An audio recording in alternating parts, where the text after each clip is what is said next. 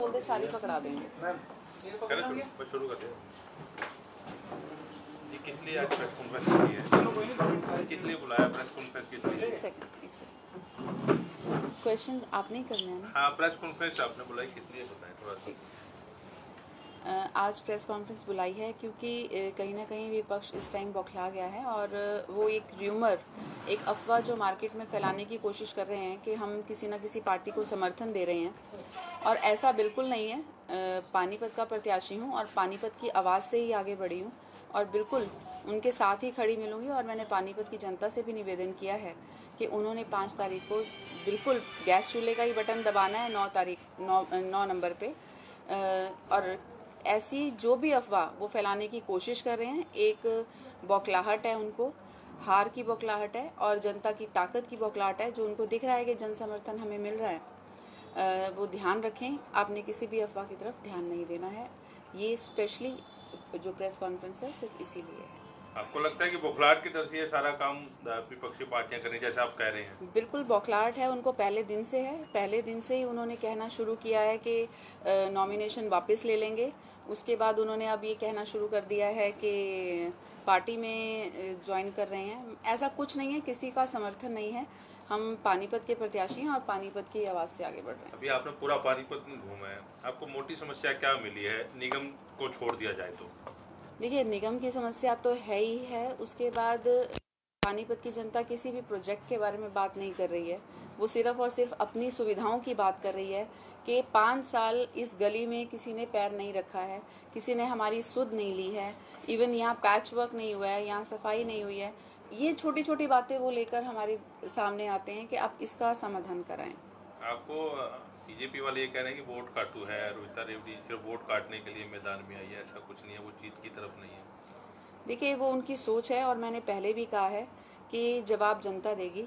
और अगर वो ऐसा सोच रहे हैं तो फिर ये बौखलाहट किस चीज़ की है? बौखलाहट है तभी तो हमारे कार्यकर्ता भाइयों की पिटाई हो रही है। बौखलाहट है तो हमारे प्रोग्राम्स में हमारे फ्लैक्सेस को फाड़ के, कुर्सियों को तितर बितर करके कि किसी तरीके से इनका प्रोग्राम रोक दिया जाए, ये सारी बौखलाहट का ही है।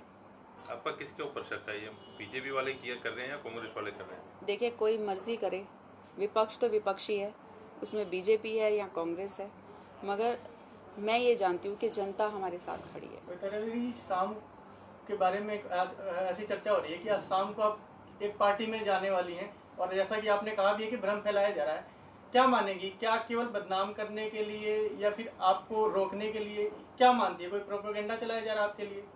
देखिए, उन्होंने जब नॉमिनेशन भरा था तब भी यही कहा था कि आप देख लीजिएगा, ये वापस उठा लेंगे।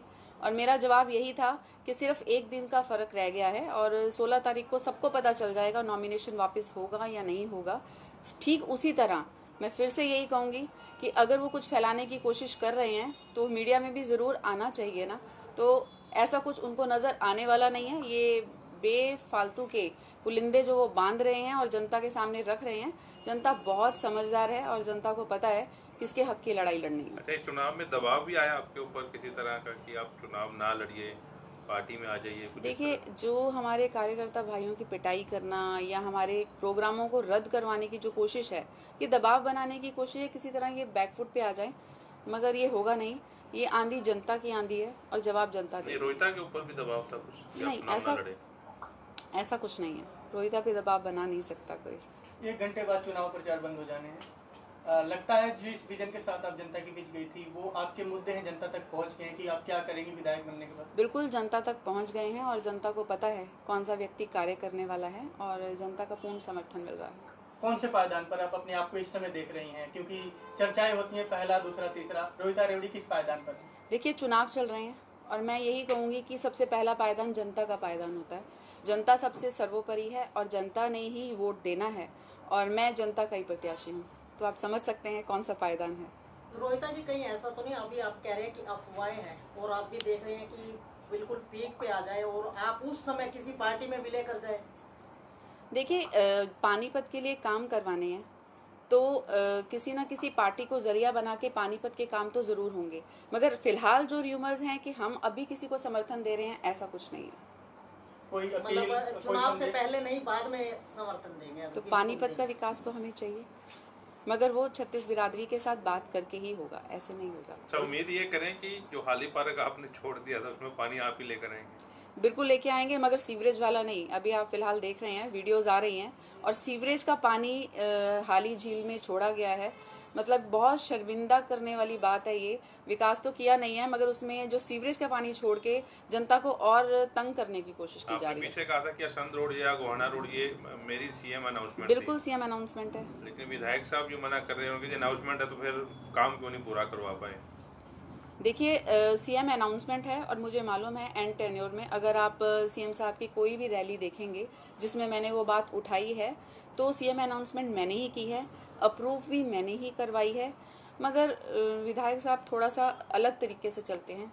उनको ये लगता है कि किताब छपवाने से वो सारे काम उनके काउंट हो जाएंगे, ऐसा नहीं है। जनता बहुत समझदार है, जनता को पता है कि कहाँ कहाँ मैंने आवाज़ उठाई है और कौन कौन से काम मैंने करवाए हैं।